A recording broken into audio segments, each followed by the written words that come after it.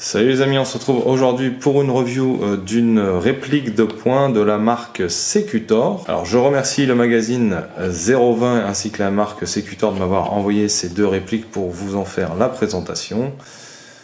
Alors je vais vous faire la présentation du modèle Rudis 6 et Rudis 11. C'est exactement les deux mêmes dans le design. Il va y avoir uniquement une différence au niveau du canon, de la couleur du canon externe.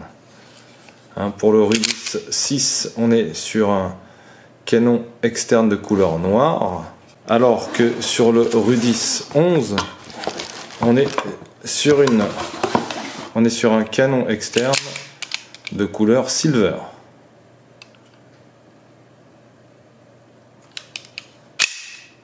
Donc, comme vous l'avez vu, on a le canon externe noir pour le 6 et silver pour le 11. Et il existe aussi le Rudis 3 qui est donc avec un canon externe doré. Alors, pour ceux qui ne sont pas fans des 1911, alors pas de panique, Secutor développe, j'ai pu voir ça en fouillant un peu sur internet, il y a une vidéo qui est eu au SHOT Show, donc à Las Vegas, où on voit le Gladius. Donc ça va être une série Gladius qui va être sur les Glock. Donc très bonne nouvelle, j'adore les Glock. Donc on a hâte de voir ça. En ce qui concerne cette réplique, c'est un chargeur CO2. Alors j'ai regardé la vidéo de Blaze39. Apparemment ça serait compatible avec les chargeurs Marui. Donc ça serait une mécanique Marui. Donc moi je suis pas spécialiste.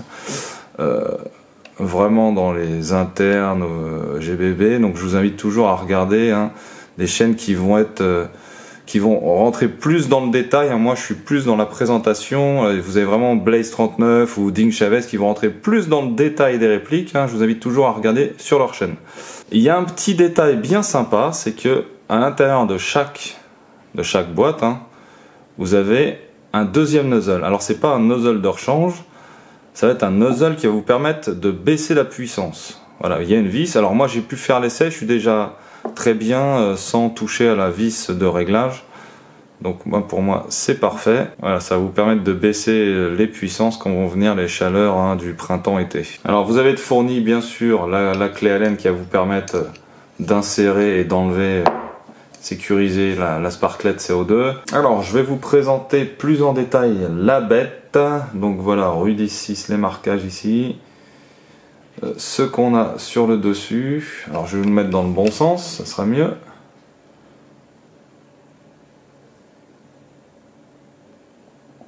Voilà, on a un glaive ici, donc c'est le logo de la marque. Petit détail sympathique, donc ça vous permet de mettre un silencieux. On a le pas de vis qui est là.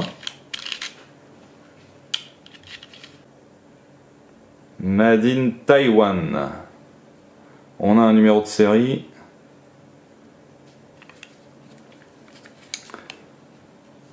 Ici, emplacement pour y mettre une lampe. Donc on voit un petit trait. Alors, c'est pas de la moulure parce qu'enfin, je sais pas, c'est l'air d'être du fer. Donc il y a une léger petit trait ici là, qu'on ne retrouve pas tout le long. Tout ça, ça a l'air vraiment d'être du fer. Grippe en plastique. Voilà, la sécurité habituelle qui est ambidextre. Bon, bien sûr, il faut charger au préalable.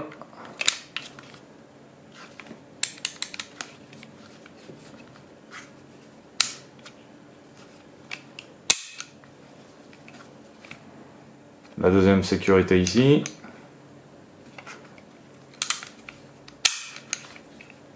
Le modèle 11 en version Silver qui va être exactement pareil au niveau du design, juste le marquage ici va changer.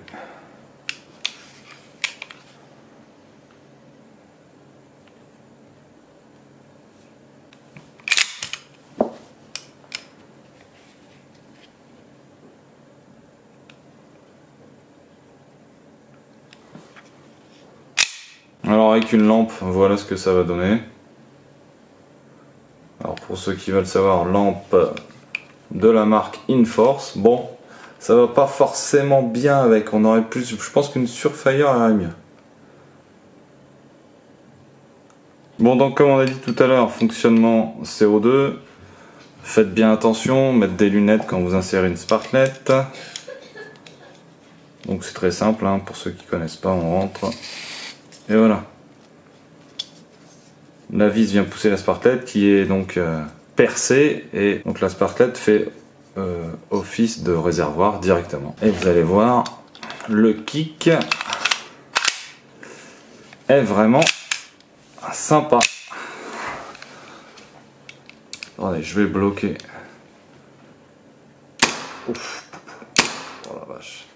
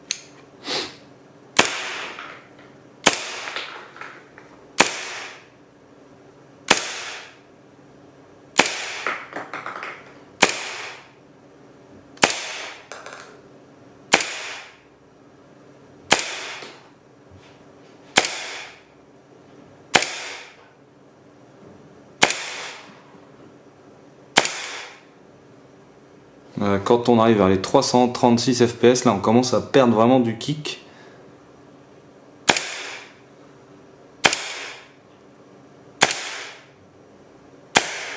Voilà, fin de chargeur, 228 fps.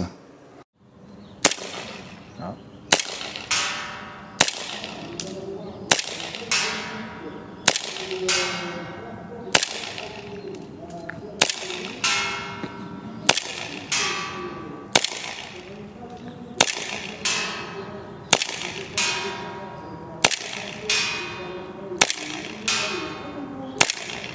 Ah, juste à côté, au-dessus.